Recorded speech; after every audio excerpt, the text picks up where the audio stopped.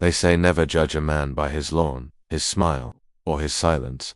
In the quiet suburb of Maple Hills, one woman thought she could bully her way through every fence and front yard, until she came face to face with someone she never should have messed with. Pastor Thomas Granger looked like your average retired neighbor, friendly, peaceful, harmless. But when HOA Karen tried to shut down his Sunday church gatherings, she had no idea he was a decorated Navy SEAL with decades of combat. Behind that calm voice, what followed was a war she couldn't win and a community forever changed. Pastor Thomas Granger never asked for attention. After years in the military, he wanted nothing more than to retire peacefully near his daughter and grandkids. He chose Maple Hills for its quiet streets and friendly neighbors. But what no one expected was that the same man who once fought overseas would soon find himself defending freedom in his own backyard. It started simply. A few neighbors asked if he'd lead them in prayer one Sunday morning under the old oak tree in his yard. That one Sunday became many. Soon, every weekend, about a dozen residents gathered. Some brought folding chairs. Some brought banana bread. There were no loudspeakers, no signs, no collections, just prayer, laughter, and quiet reflection. To many, it felt like a gift. To one woman, it felt like a threat. Karen Whitmore, head of the HOA Compliance Board, saw things differently. She never liked people gathering without her approval, especially not for reasons she couldn't control. The Sunday group annoyed her. Too many cars. Too much talking. Too much joy. She began taking photos, counting cars, pacing near the property with her clipboard and her ever-judging stare. And then, quietly, she struck. On a Monday morning, Granger found a notice on his door. Per HOA Rule 4C, all gatherings over 8 individuals must be violation will result in daily fines. This includes religious events. No greeting, no explanation, just Karen's name at the bottom, cold and confident. Granger read the paper once, folded it, slipped it into his Bible, and continued with his day. But the Sunday after he held service anyway, chairs were out, people came, and the breeze carried hymns right across Karen's hedges. Karen didn't take the defiance well. This wasn't just about a backyard prayer circle anymore. It was about her authority, so she doubled down. This time, she showed up in person. Halfway through a soft hymn, Karen marched to the edge of the yard, phone, camera, recording, shouting over the music. "This is an unapproved gathering. You're in violation of HOA code." Granger calmly walked over. "You're welcome to join us, Karen," he said with a warm smile. She stiffened like he'd insulted her. "Absolutely not. This is a residential area, not a place of worship." Unshaken, Granger returned to his guests and continued the service. But Karen wasn't done. Over the next week, neighbors who had attended the gatherings received strange citations.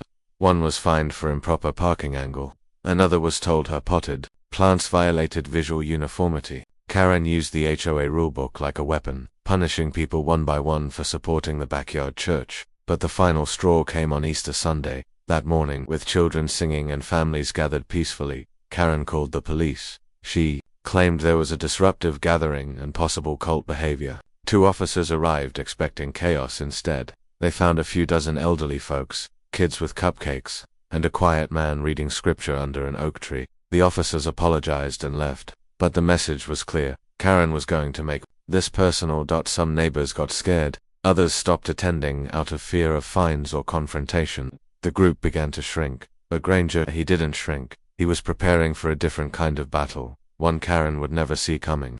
The HOA board meeting that Thursday was supposed to be routine.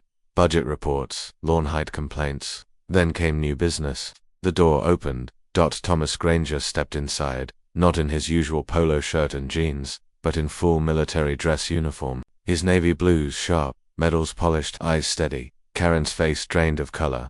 "My name is Lieutenant Commander Thomas Granger," he said. 27 years in the United States Navy, SEAL Team 6, 3 Bronze Stars, 2 Purple Hearts.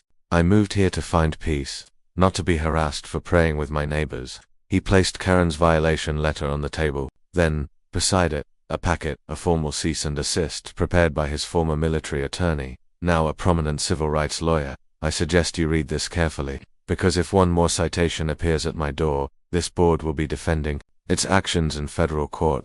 Silence. You could hear the air conditioner hum. Karen opened her mouth, then closed it. The other board members, visibly shaken, muttered about needing to review policy clarity. Granger nodded once, then turned and walked out. leaving behind only stunned faces and a trail of dignity. That night, everything changed.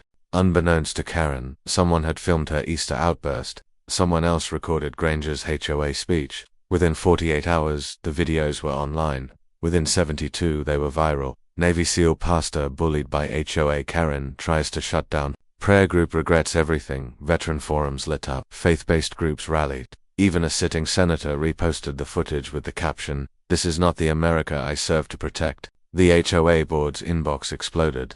The community, once silent, now roared. Petitions formed. A neighborhood vote was called.